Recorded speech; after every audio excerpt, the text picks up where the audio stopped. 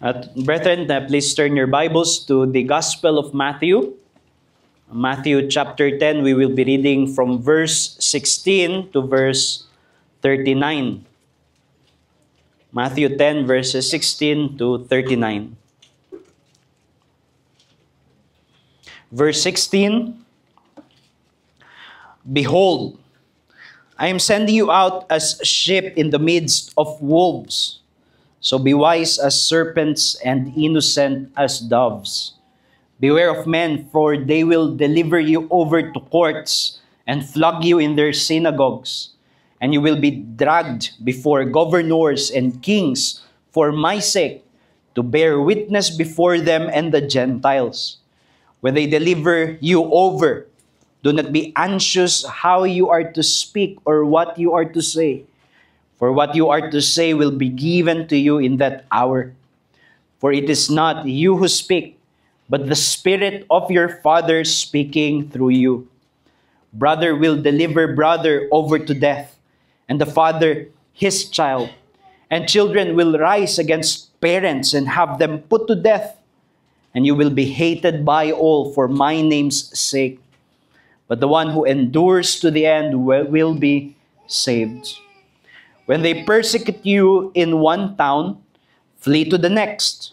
For truly I say to you, you will not have gone through all the towns of Israel before the Son of Man comes. A disciple is not above his teacher, nor a servant above his master. It is enough for the disciple to be like his teacher, and the servant like his master. If they have called the master of the house Beelzebub, how much more will they malign those of his household? So have no fear of them, for nothing is covered that will not be revealed, or hidden that will not be known. What I tell you in the dark, say in the light, and what you hear whispered, proclaim on the housetops. And do not fear those who kill the body, but cannot kill the soul. Rather fear him who can destroy both soul and body in hell. Are not 2 sparrows sold for a penny?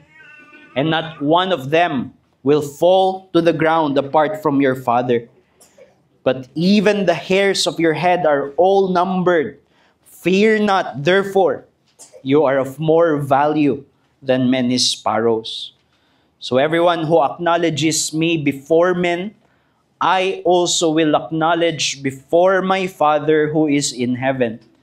But whoever denies me before men, I also will deny before my Father who is in heaven.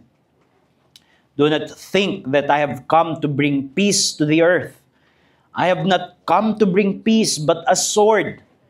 For I have come to set a man against his father, and a daughter against her mother, and a daughter-in-law against her mother-in-law. And a person's enemies will be those of his own household. Whoever loves father or mother more than me is not worthy of me. And whoever loves son or daughter more than me is not worthy of me. And whoever does not take his cross and follow me is not worthy of me. Whoever finds his life will lose it, and whoever loses his life for my sake will find it. This is the word of God. Let us seek the Lord's help in prayer.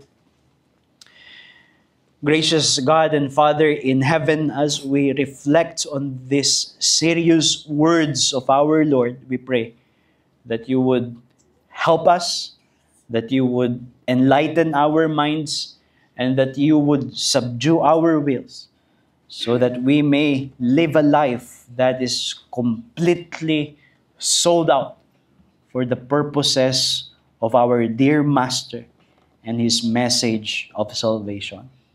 We pray this in Jesus' name. Amen. Sa atin na mga familiar sa mga nuances and distinctives ng mga accounts ng gospel sa New Testament. We know that Matthew's gospel is uniquely presenting Jesus as fulfillment of the promised Messiah of the Old Testament expectations. Ibig sabihin, isa sa mga pinakapangunahing burden ni Matthew in writing his gospel that we have in the New Testament is to show that Jesus of Nazareth is indeed the one that the people of God from the Old Testament has been waiting for. He is the one that is prophesied by the prophets of the Old Testament, and he is the promised king who is to bring the saving rule of God over this world. At yan yung pinakalamanin ng Ebanghelyo ayon kay Mateo. And you have this gospel specifically structured by 5 discourses, each contributing to that theme about Jesus as that messianic king of the prophetic expectations. At kasama doon sa mga discourses na yon ay yung discourse na meron tayo dito sa 10th chapter of this gospel. And this chapter contributes to that same theme by showing that the apostolic commission is the commission of this king. That Jesus, in his messianic ministry, has commissioned the apostles to proclaim his message, apostles being messengers. So they are messengers of the king, bringing his message to this lost world. And therefore, they are to be received as such. They are to be received as envoys of the King of Kings and Lord of Lords. And that is what we have in Matthew chapter 10, the apostles being commissioned to fulfill this particular mandate of proclaiming the gospel message both to the Jews first, and then to the Gentiles. Doon sa unang bahagi, makikita ninyo sa Matthew chapter 10, beginning with verse 2, and the following verses, pinakita dyan ni Mateo kung sino yung mga kinumisyon ng Panginoong Yesus para maging mga apostol. Ito yung mga disciples, yung tinatawag natin na the 12. Although we know that Judas would become an apostate and he would later have his office filled by another, but generally these are the apostles of the Lord Jesus Christ. And then immediately after that, we read of their commissioning in verse 5, that it is the Lord Jesus who sent them out in order that they would proclaim the gospel, they would proclaim the message of Jesus to the people that is in their surrounding. Therefore, as we read this chapter, caution needs to be taken. We cannot apply just about everything in this passage to ourselves as though we are apostles. Hindi tayo mga apostol at may mga bagay sa kabanata na ito na unique para sa opisina ng mga apostol. Kagaya ng halimbawang sinabi dito ng Espiritu Santo ang nagsasalita mismo sa kanilang pagsasalita, bagamat merong mas mababang kapamaraanan na nangyayari rin yun sa atin, halimbawa sa pangangaral ng salita ng Diyos, but here it is nothing more than the conjoint witness of the Holy Spirit with the apostolic testimony about the Lord Jesus Christ. Dito binigyan sila ng mga kapangyarihan para maghimala, at yun ay isang bagay na hindi nagpapatuloy rin sa atin dahil hindi tayo mga apostol. But definitely as we go along, we will find that there are universal principles here that apply to us as well as believers, as a church who are carrying the mandates of the apostles in proclaiming what they proclaimed about who Jesus is and what He has done for the salvation of sinners. Makikita rin natin sa kabanatang ito yung pattern ng apostolic commission to preach the gospel. In this chapter, they are specifically mandated by the Lord Jesus to preach to the lost sheep of Israel. After the pattern that we have in the New Testament, where the Apostle Paul, for example, has said in Romans 1 verse 16, that the gospel is the power of God unto salvation to the Jews first, and then to the Gentiles.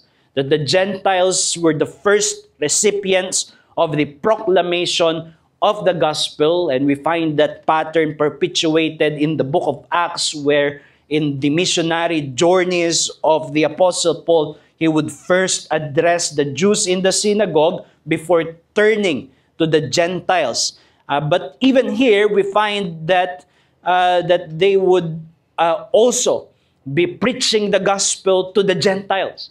That it is not only for the Jews. It is already hinted at in verse 18, where it says, "And you will be dragged before governors and kings for my sake, to bear witness before them and the Gentiles." Meaning this gospel, although at this point of time, the Lord Jesus is commissioning the apostles to preach to the Jews, nevertheless, it is intended to go out and reach the farthest reaches of the Gentile lands, in order that they too may hear the gospel of salvation, which is the salvation that is not only for the Jews, but also for the Gentiles, because Jesus is the Savior of the world. And we know that in the book of Acts, that is indeed what has happened. The church who carried on the apostolic mission of bringing the gospel to the lost people became martyrs, became witnesses from Jerusalem to Judea to Samaria, and then to the uttermost parts of the earth. And the apostolic mission, the mission of the church, indeed turned the world upside down, so that the world is never the same after the church has embraced the mission that was handed to them by their King, by their Lord, in preaching the gospel. It turned the world upside down, as the gospel confronted existing cultures, philosophies, religions, power structures, and just about every aspect of this world. And precisely because of that, it inevitably entailed fierce hostility from those who are not at peace with the truth, for those who are not at peace with the message of the gospel of salvation.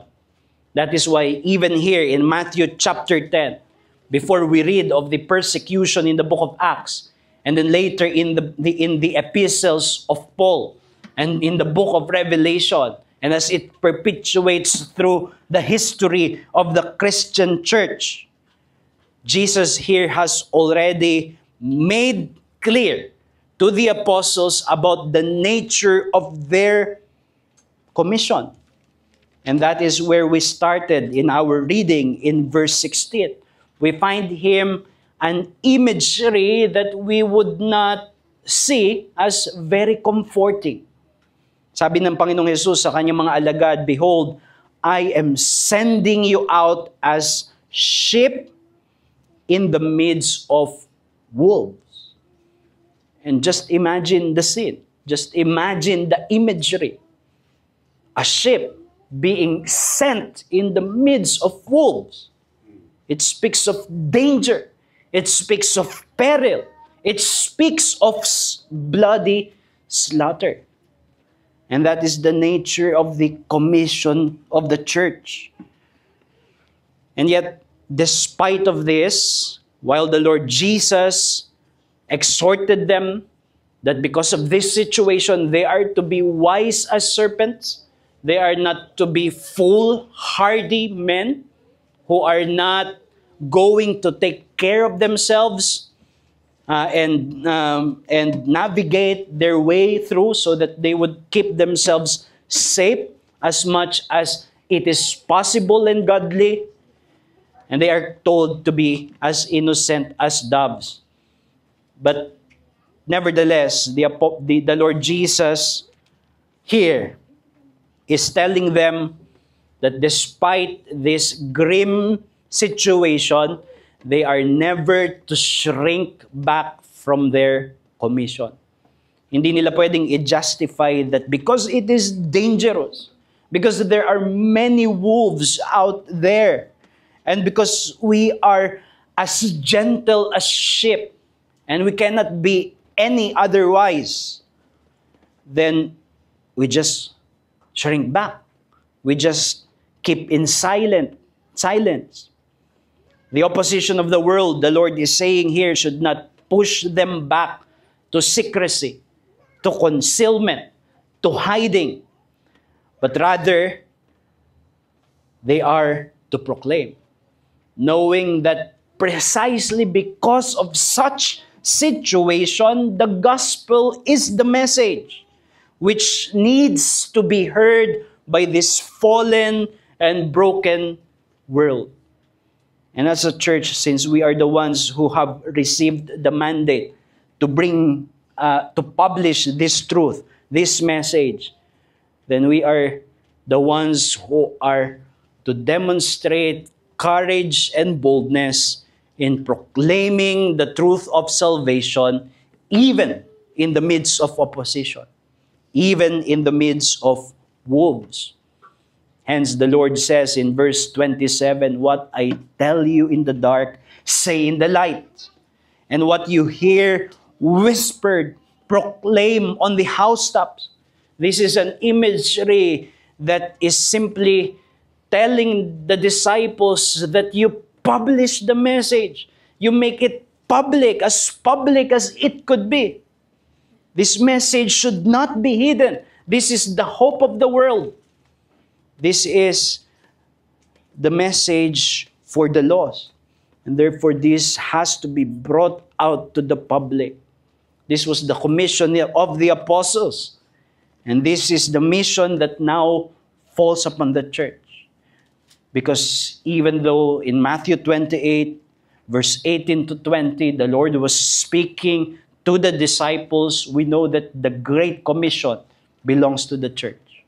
That we are the ones who are to bring the message of salvation to those who have not yet heard, so that they may hear, even if they would hear with hostility.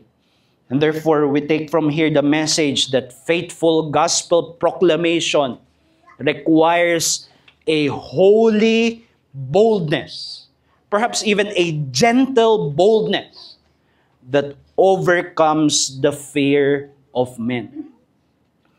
Faithful gospel proclamation requires a holy boldness that overcomes the fear of men.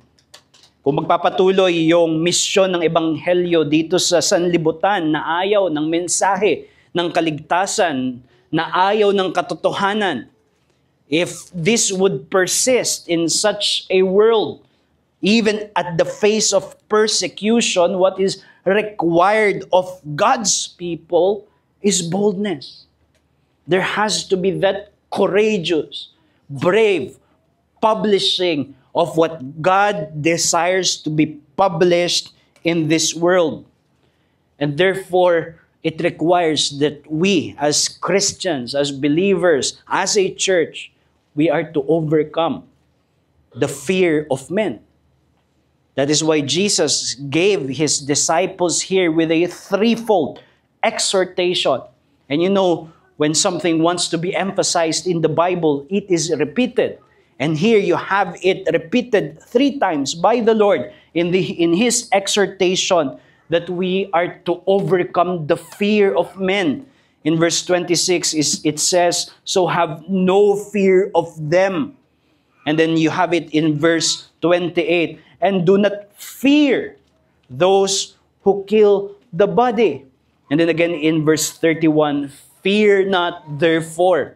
Meaning this particular section, the Lord Jesus is emphatic that the disciples, if they are to fulfill their commission, they must see to it that they embrace such kind of faithfulness that is courageous and brave, and therefore is able to overcome the fear of men. And the church in the book of Acts took this seriously. That is why we have in the book of Acts the church that simply could not be silenced, whether by the Jewish persecutors or the Gentiles under the Roman Empire. They simply could not silence this church that have seen the truth, that have seen the Lord Jesus crucified and resurrected and ascended. They could not but speak of Jesus to the world. And therefore in Acts chapter 4, after their very own leaders, these disciples of the Lord Jesus have just received what Jesus himself has prophesied in Matthew 10. They were imprisoned in Acts chapter 4, Peter and John. And yet, that for the church, their prayer in Acts chapter 4, and you can read that, their prayer is that they would continue to speak your word, God's word, with all boldness. Yes, they were praying for boldness. And they were praying that they would be enabled to continue to speak the word. And that is our call. Because the mission of the gospel, the mission of the church can only be advanced by a courageous people of God who would not shrink back from persecution. From the time of the apostles, through the book of Acts, and through church history, the mission of the church has progressed through men and women who shun cowardice and have bravely published the message of Christ. And therefore, it is important for us to keep ourselves in such a disposition of courageous trust in God. How do we foster such boldness if it is so important for us as believers and for us as a church who received this commission to be bold? If we are to be faithful, we are to be bold. How do we foster such boldness? Well, two perspectives here may help us from the words of the Lord Jesus himself, and we are going to categorize this into two. First, we must have a right estimate of men's power. And then secondly, we must have a proper appreciation of God's care. These are the two things that we must possess with full conviction in order that we would be enabled towards boldness in proclaiming the truth. A right estimate of men's power. Dapat alam natin kung ano lang yung kakayanan ng tao para merong limitasyon yung ating pagkatakot sa kung anong magagawa ng tao. That is what Jesus does here. He tells his disciples in verse 28, "And do not fear those who kill the body, but cannot kill the soul." They can kill the body, but that is as far as they could go. They could not kill the soul. We learn from here that knowing the limits of man's capacity to harm neutralizes an excessive fear that may cripple a bold ministry of the gospel. Kapag alam natin yung limitasyon ng kapangyarihan ng tao, mag-aalis ito ng sobrang pagkatakot. Yung uri ng pagkatakot na maaring pumalya tayo sa ating ministeryo ng Ebanghelyo. Now, let us be clear about what Jesus is saying in this passage. Jesus is certainly not claiming that men are without capacity to inflict any harm. Hindi niya sinasabi na huwag kayong mag-alala, hindi kayo malalagay sa anumang kapahamakan. In fact, the fact that Jesus, what Jesus says in fact is that they can kill the body. Do not fear those who can kill the body. Kaya nilang patayin yung katawan. And for those who do not have an eternal hope, well, that is the worst that you could do, to kill the body.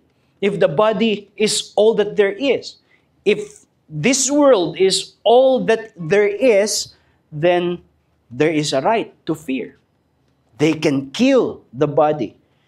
Sa mga naunang kabanata, sa mga naunang bahagi na basa na natin, that the Lord Jesus warned His disciples that they are being sent as sheep to wolves. Meaning, the Lord Jesus is telling to them that this is a dangerous duty. This is a dangerous business to be engaged in the proclamation of the truth. And then He gave them a preview of what's in their future. They will be flogged to synagogues. Kakalad ka rin sila sa synagogues. Dadalhin sila sa mga otoridad na may kapangyarihan na ilapat ang espada sa kanilang mga ulo. And they will be maligned by men, spoken evil of, just as Jesus was called Beelzebul. They will call you names that would malign your reputation. And the Lord Himself, the Lord Jesus, is not a cold theorist of suffering. Hindi niya kinukomisyon yung mga alagad sa lugar na hindi naman siya pupunta. We know that He has gone there first, for He has preached the truth. And what has the world done to Him? They crucified Him on the cross. He says so in verse 24, a disciple is not above his teacher, nor a servant above his master. It is enough for the disciple to be like his teacher and the servant like his master. If they have called the master of the house Beelzebul, how much more will malign those of his household? Meaning the Lord Jesus has gone there first, and He has overcome. And He is not saying this from a position of indifference. He is commissioning out His disciples to that place where He has gone first. Pero ang sinasabi dito ng Panginoon is that while men can inflict physical harm, in fact, the reality is they can take our physical life. That is the worst that they could do.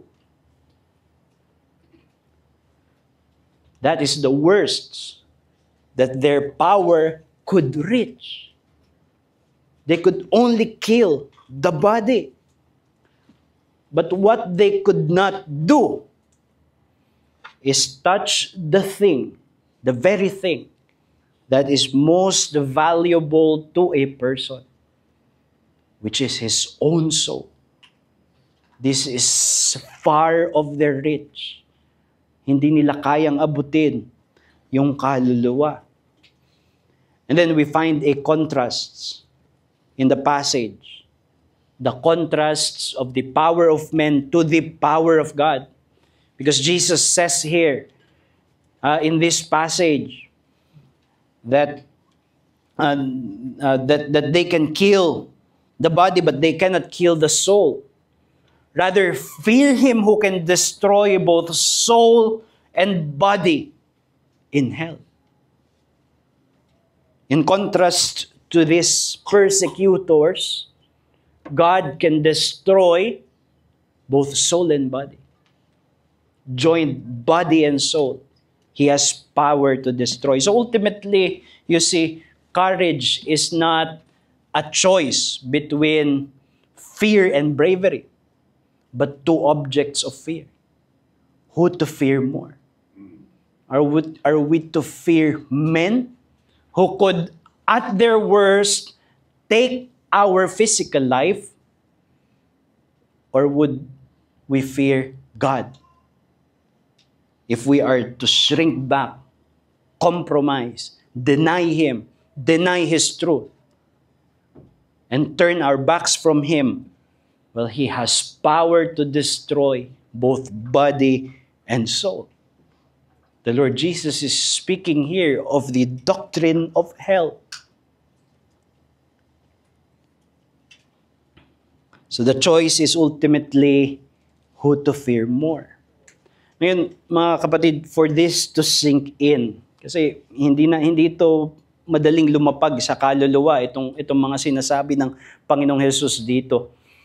But for this to really sink in, we really need to possess an eternal perspective. This would not make sense if there is no eternal perspective. If you die and that is the end of it, then fear men. We fear men because they could take the most precious thing that we have, our life, because that is all that there is. As the Apostle Paul has said in 1 Corinthians chapter 15, if there is no resurrection from the dead, then we are of all men most to be pitied.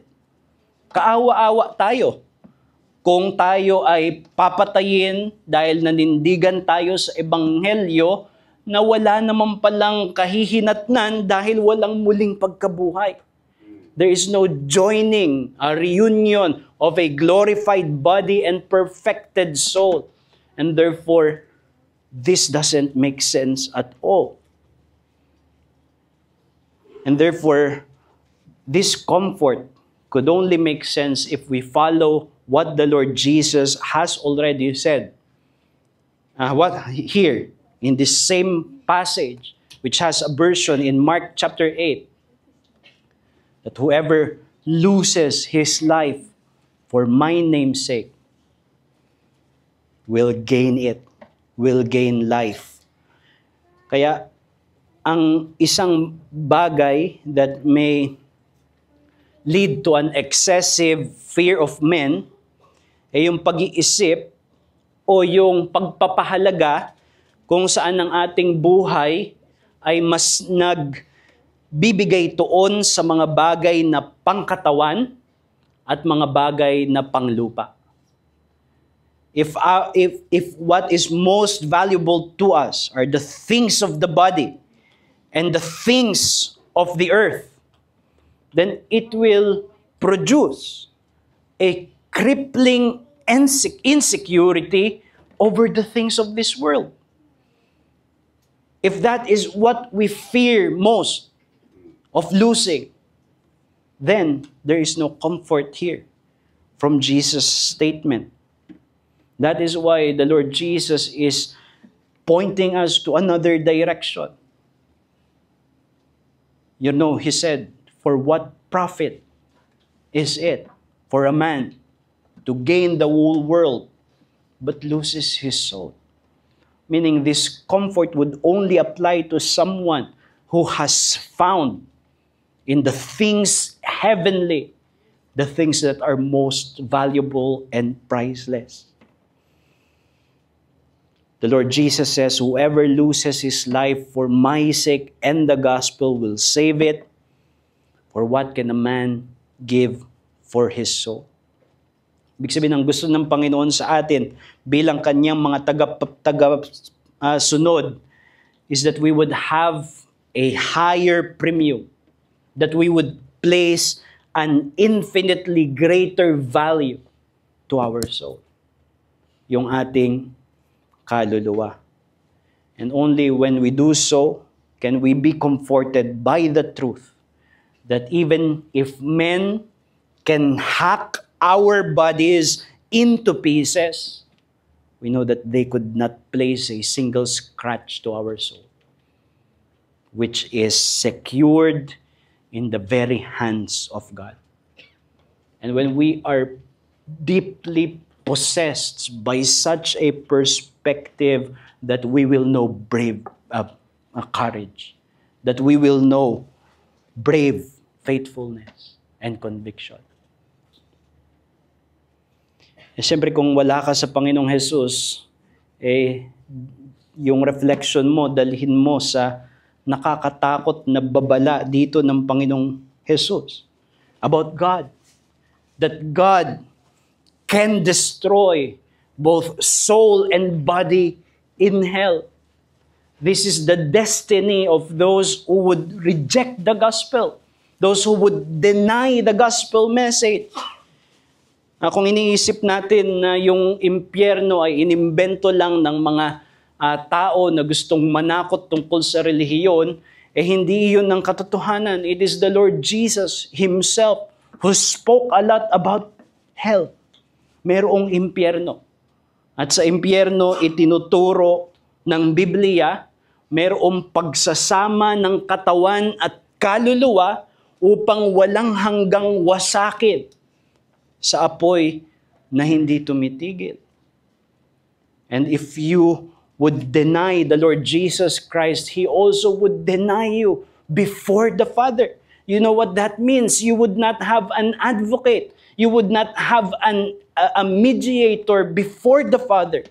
That is what you need if you are to escape this threat of destruction of body and soul. Kailangan mo ng advocate. Kailangan mo ng tagapamagitan sa Diyos. And it is the Lord Jesus who is that one mediator between God and men. And if you are to be saved from the wrath of God, from the just judgment of God against sin, from hell and eternal destruction, you need to come to the Lord Jesus Christ and recognize Him as the only Savior, as the only mediator. You bow down to Him in submission to His Lordship and embracing Him as Savior and mediator. But for those of us who has Christ as a mediator, we have already escaped such a destiny of eternal destruction of body and soul. And therefore, it frees us. It liberates us for a courageous faithfulness and proclamation even at the face of persecution. So para mas lalo natin na may sa pamuhay yung comfort na ibinibigay dito ng Panginoong Jesus, ang panawagan sa atin is to place a higher premium on the welfare of the soul. Ang pinakapahalagahan natin sa buhay ay yung kapakanan ng kaluluwa kaysa sa kapakanan ng ating physical na katawan. Ang Panginoong Jesus hindi dito nagtuturo that we would be carefree, that we would be careless about the way that we live. Sabi niya, be wise as a serpent. We don't just run into a danger full-heartedly. Hindi ganun yung itinuturo dito ng Panginoong Jesus. But when courage calls to danger, we stand up for Jesus. Yun ang tinuturo dito.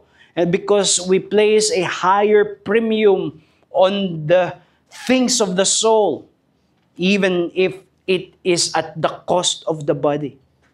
That is what discipleship demands of us. That's why the Lord Jesus in the passage that we have read says, He is not worthy of me, who loved the things of this world, even the closest relationships of this world more than me. We are to be faithful. And if the thing that you value most are things of the body, well, there is no escape.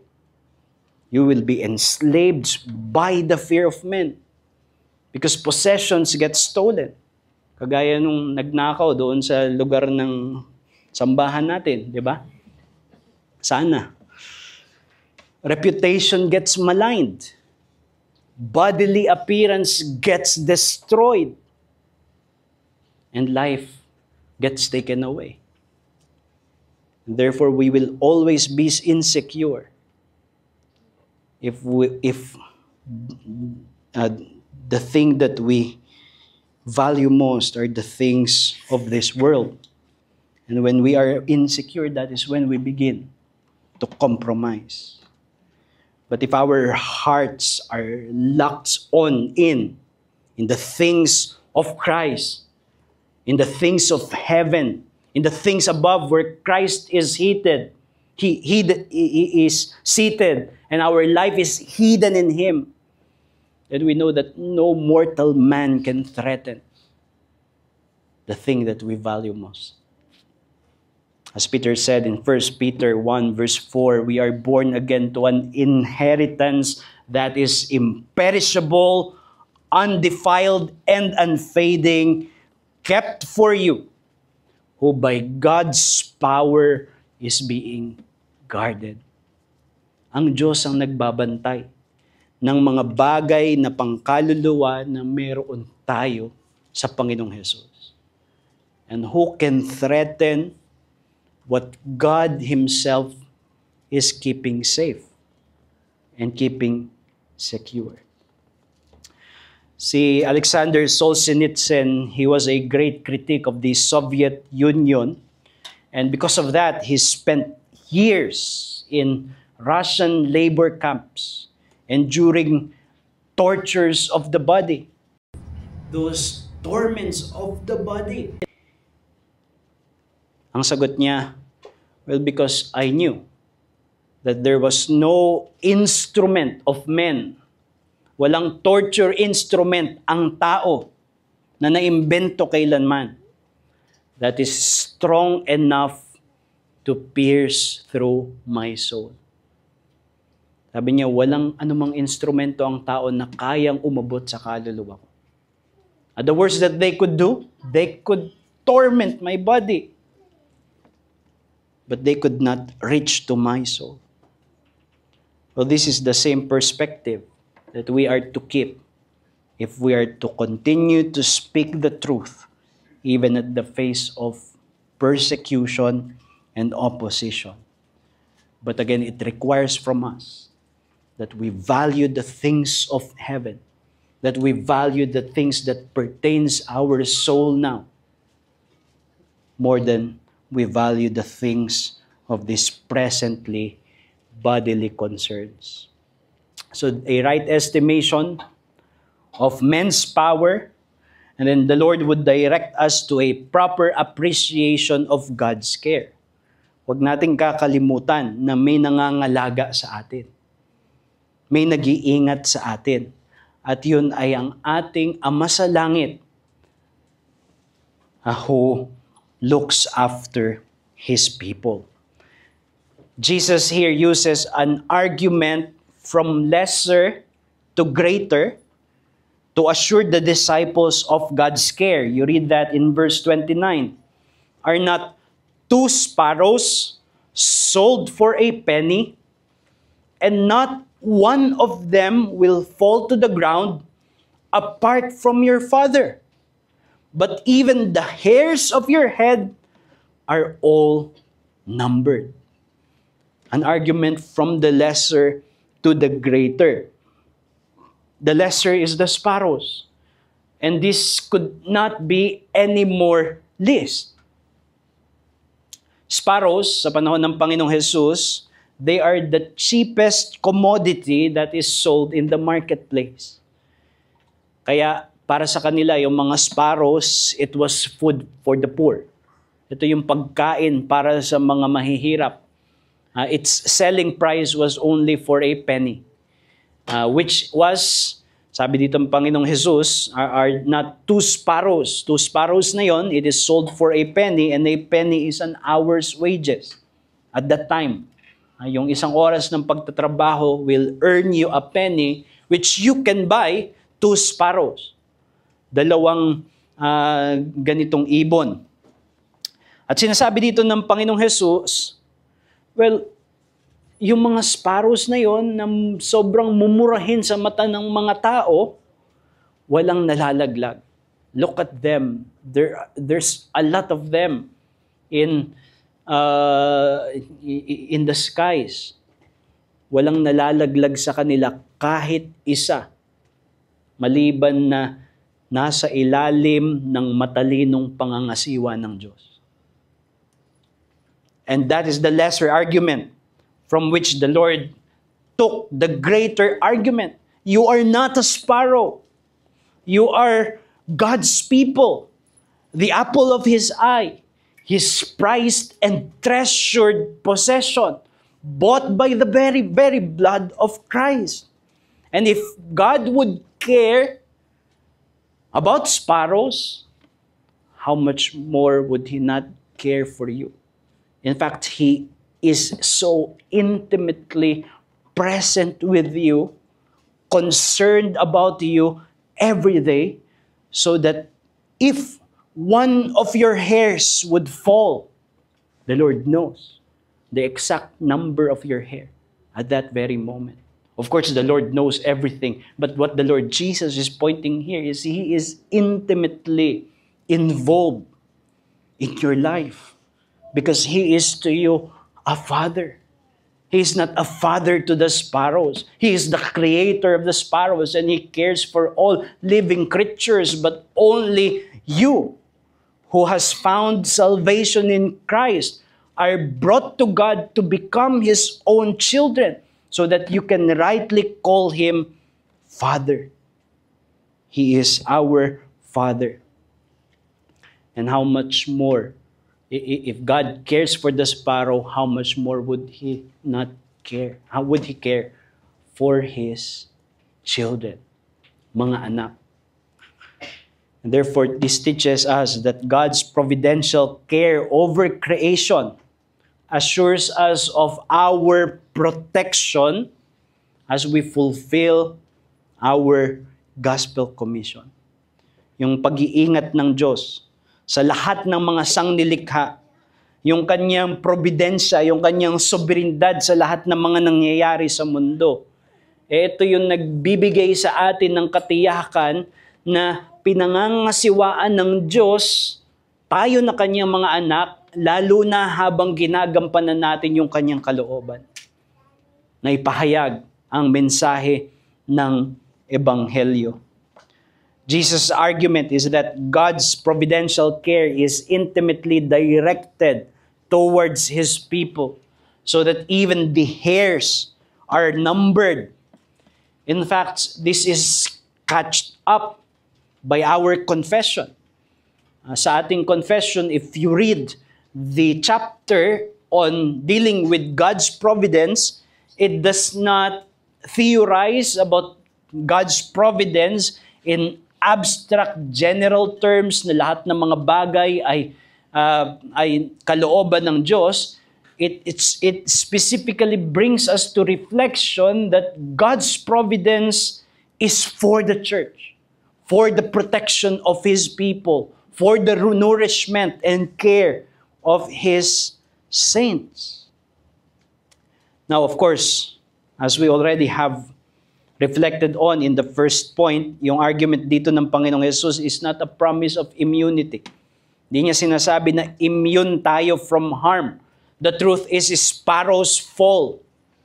The sparrows, under the watching eye of God, could still fall. Still falls every day. And we can die. Our bodies can be killed by men. So this is not a promise of immunity. But it is a promise that whatever harm befalls us, it is never apart from your Father. Yan yung sinabi dito ng Panginoong Jesus, di ba? Are not two sparrows sold for a penny, and not one of them will fall to the ground apart from your Father. So it is never meaningless. It is never senseless. It is always by the direct supervision of your loving Heavenly Father when a sparrow falls or when a bullet hits on the neck of a Christian man. It is never senseless. It is God who allows such to happen. And when He allows such to happen, it is because of His loving and gracious purposes.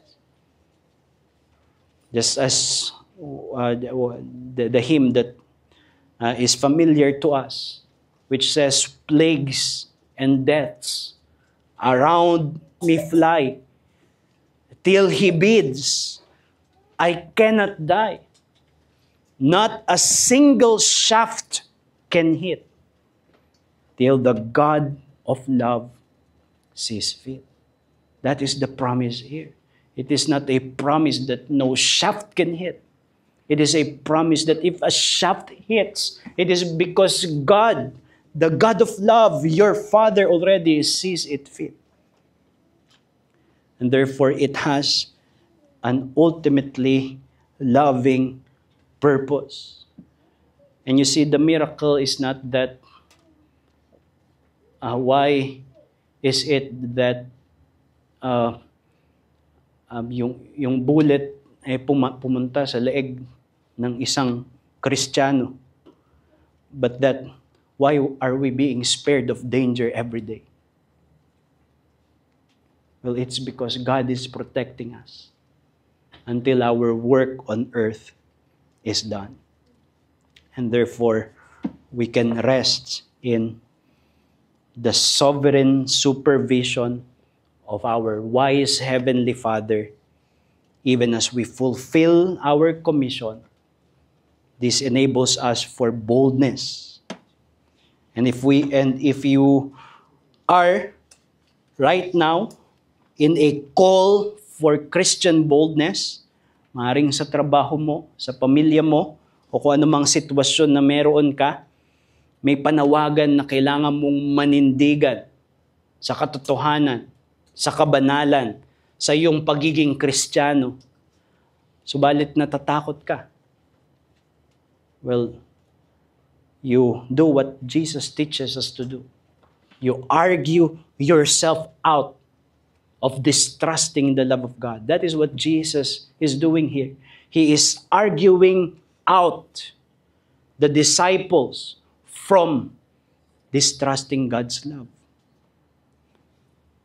He took an argument from the lesser to the greater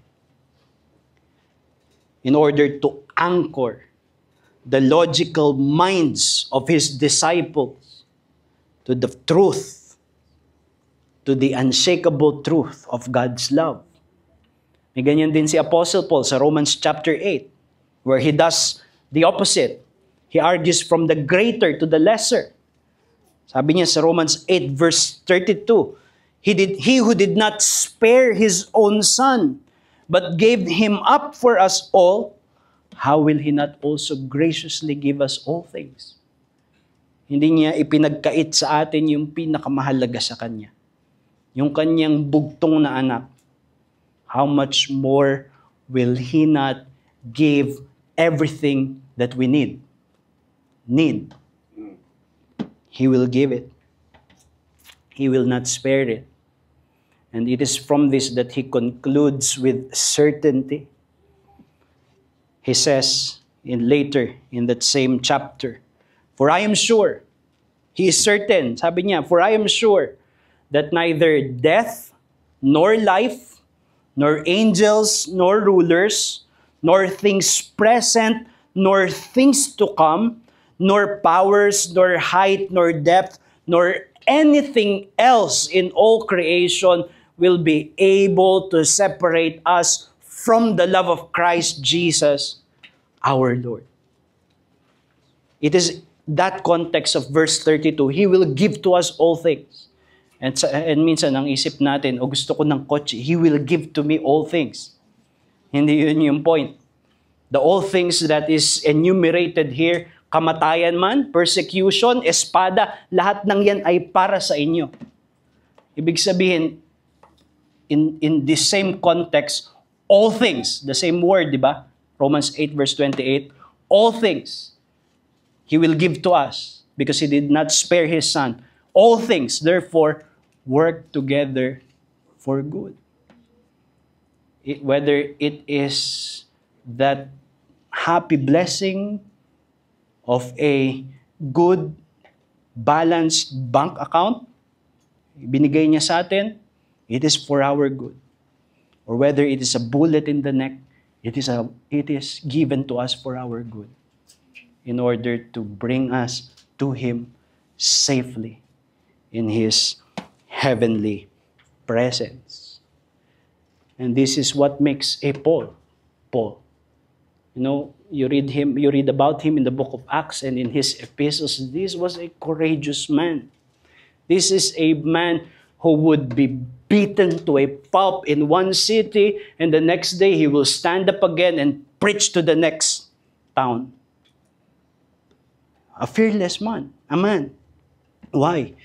Because of what he said here. I am sure, I am certain that even death would not separate me from Christ. Even death, which is an enemy, an ugly thing, could be overturned so that it is only a vehicle that brings me to my dear Savior. This is what makes a Paul. This is what makes a Polycarp. This is what makes a Charlie Kirk. Such confidence in the love of Christ. So do you fear men?